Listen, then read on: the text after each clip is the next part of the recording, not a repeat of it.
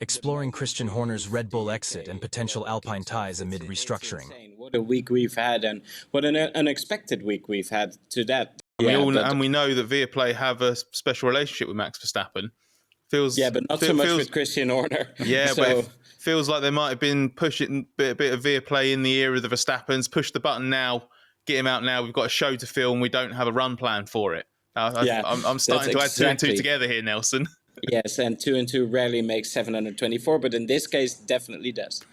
I just have a hunch it's going to come down now. Well, it's an interesting point because I think everybody's been asking the reason for why Horner's gone. And that all may be compiled into one problematic situation for Christian, but I don't believe the last 2 weeks have seen the ousting of Horner because he also made a play. I don't believe it's like that. Yeah, and I certainly can't see Verstappen as a team principal, but it's interesting, Scott, isn't it? He wanted to stay where he is. I suspect what will change now is that Horner will be more open to those kinds of conversations going forward.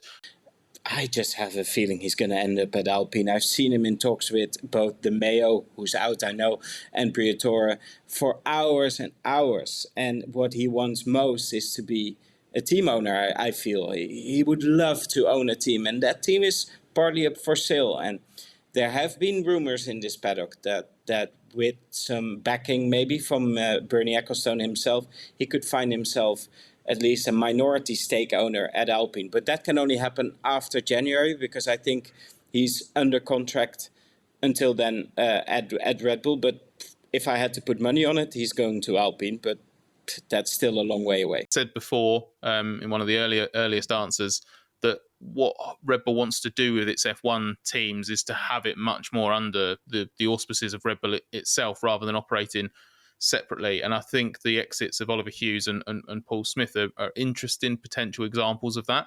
They were at the very, very top of their respective departments based within Milton Keynes. You know, Paul was the group director of comms and social media, came under that too, and Ollie had joined, I think, as head of marketing and then just gone through all of it and was chief marketing officer, I think, in his as of last summer, so the last year or so.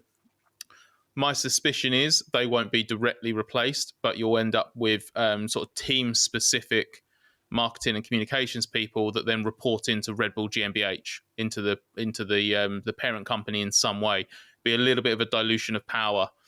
Because I think that was an example of that kind of nucleus that Horner had put together at Milton Keynes. It's really hard to overstate just how much that had become its own independent thing entirely. And this idea of, was it Red Bull Racing or Horner Racing by the end of it, and the way that Horner was trying to move stuff